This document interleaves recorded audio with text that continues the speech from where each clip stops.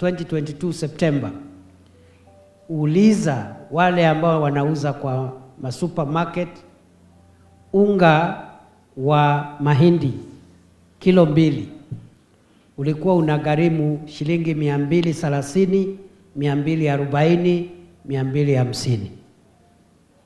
Kwa hivyo hiyo maandamano ilikuwa inasema hii bei ya unga iko juu sana, punguzeni gharama ya maisha. Na tukawahakikishia kwamba ilikuwa kwa manifesto yetu. Sisi wenyewe tukikampeni tulikuwa tunasema bei ya unga iko juu, tungetaka tukichaguliwa tuiteremshe. Kupitia sera ya serikali hii, tukasema moja ya kile kinasababisha bei ya unga ifike 250, 240 kilo 2 ni kwa sababu ya bei ya juu ya fertilizer. Ndio tukaweka pesa ya serikali ya kupunguzia mwananchi mzigo wa bei ya fertilizer. 2022 fertilizer ilikuwa 6,700 or even 7,000 kwa mfuko mmoja wa fertilizer. Tumeipunguza, imefika 2,500. Na hiyo kupunguza bei ya fertilizer kutoka 7,000 mpaka 2,500. Na bidii yenu kama wakulima. Naye Mwenyezi Mungu akatupatia mvua. Mambo haya yamesababisha bei ya unga ambayo ilikuwa 230, 240, 250 ipungue. Sasa iko range ya 150, lakini tuko na nia ya kuipunguza hata zaidi, ikuje 100 kwenda chini. Kwa sababu kwa watu matajiri unga hata ikitoka shilingi 500 ama 1,000 watanunua tu, lakini kwa mwananchi wa kawaida kupunguza hiyo bei hata kwa shilingi 20, 30, 40 iko na maana sana, kwa sababu watoto hawatalala njaa. Nema kana tema. Nema. Kwa hivyo hiyo mambo ya kupunguza bei ya unga, bila petroli vile vile ilikuwa juu, ilikuwa 217 lita moja ya petroli. Na unajua petroli ikiwa juu, ile gharama mtu analipa kwenda kutoka mahali moja kwenda mahali pengine inakuwa juu. Tumeidhibiti kati ya September 2022 na sasa. Bei ya lita moja ya petroli imeshuka kwa takriban shilingi 43. From 217 to 165. 43 shillings. And that's not a small drop.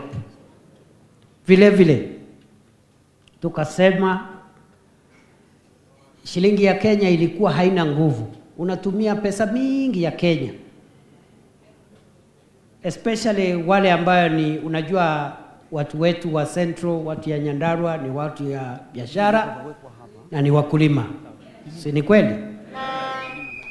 Tukaona bei ya bidhaa muhimu ili tunatumia nyumbani iko juu, kwa sababu shilingi ya Kenya ilikuwa hafifu, ilikuwa weak. Unahitaji shilingi 167 kupata dola moja. Na wale wanabiashara wetu wa Nyamakema, wale wanafanya consolidation ya bidhaa kutoka ng'ambo, ndio waende kuuza hiyo bidhaa kwa wanabiashara wa Kinangop na wa Kalau na wa Mirangine.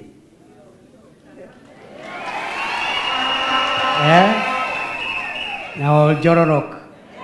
Si ndio? Na wa Shamata. Si namna hiyo?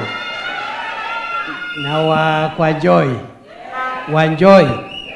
Ama ni Wakungu. Ama ni wapi? Kipipiri. Mawingu. Sasa kama shilingi ya Kenya haina nguvu. Kupata container moja ya ile mali, mwanabiashara ule ako pale Nyamakima anahitaji pesa mingi ya Kenya kuleta container moja. Na akitumia pesa mingi ya Kenya ndio apate dola ya kulipa bidhaa kutoka China. Bei ile wananchi watapata hiyo bidhaa kule Nyandarua mashinani itakuwa juu, kwa sababu mwenye kuleta kutoka nje ametumia shilingi mingi ya Kenya ndio apate dola ya kununua bidhaa kutoka nje. Ndio. Kwa hivyo tukang'ang'ana, serikali sasa imedhibiti nguvu ya shilingi ya Kenya.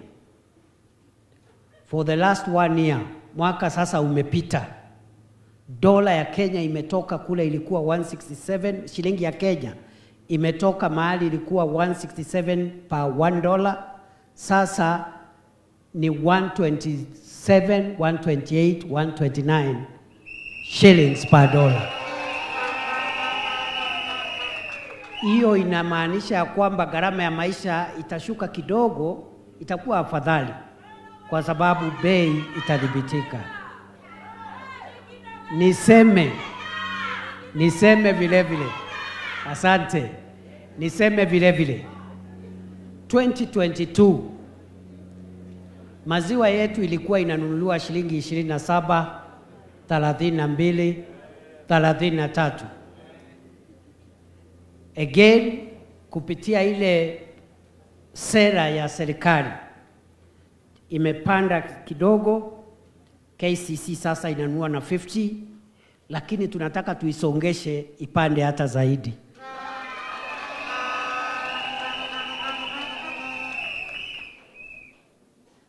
Sehemu zetu za Central Kenya kuna mahali kuna kuzwa majani chai na kahawa. Huku Kiambu, Murang'a, Tharaka Nithi, Meru, Nyeri, sehemu hizo unajua hiyo sekta ya kahawa na majani chai na maziwa ilikuwa chini kidogo, lakini imeimarika. Mmesikia kwa mfano kahawa ile tulikuta ikitoka 50 shillings, shilingi 50 kwa kilo. Kama uko na bahati inafika 60.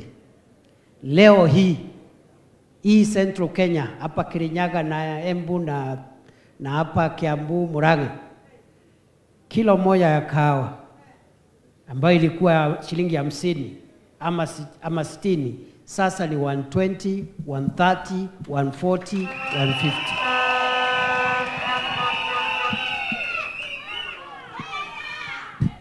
Wera si wera. Ni wera si wera. Kwa hivyo kazi ya kusukuma uchumi ndio kazi ambayo tulikuwa tumeshughulikia kwa miaka miwili ambayo imepita, na tunaendelea na hiyo kazi kwa sababu tungetaka maziwa ipande hata zaidi, kahawa ipande hata zaidi, majani chai ipande hata zaidi. Majani chai tuliikuta ikiwa shilingi 44.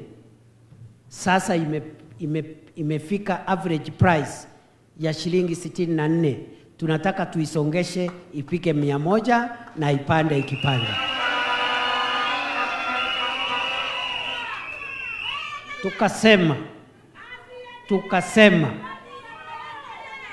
Tukasema watu wengi katika taifa letu la Kenya ni wanabiashara wadogo.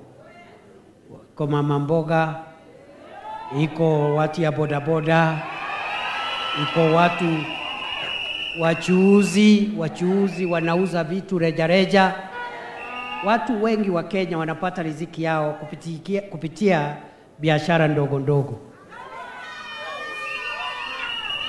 Kama sio biashara ndogo ni wakulima. Nego kana tegu. Si hapo ndio tunapata mkate wa kila siku? Aidha mtu ni mkulima ama ni mwanabiashara. Na sana Central area, Central Kenya, biashara, watu wengi ni mahasla, watu ya kutafuta. Tukasema kwa muda mrefu wanabiashara wale wadogo wanafanya biashara yao uko nje wanapigwa na jua, wanapigwa na mvua, wanapigwa na vumbi, wengine wako kando ya barabara wanahatarisha maisha yao kwa magari. Tukasema hii serikali ya bottom up itajenga masoko ya kisasa. Si ni kweli? Mahali hata kama wewe biashara yako ni kidogo, kuwe na heshima mahali unafanyia kazi. Kwa sababu tulisema kazi ni kazi. Nego kana tego. Siwera ni wera. Siwera ni wera. Ile kubwa ni wera na hata ile ndogo ni wera.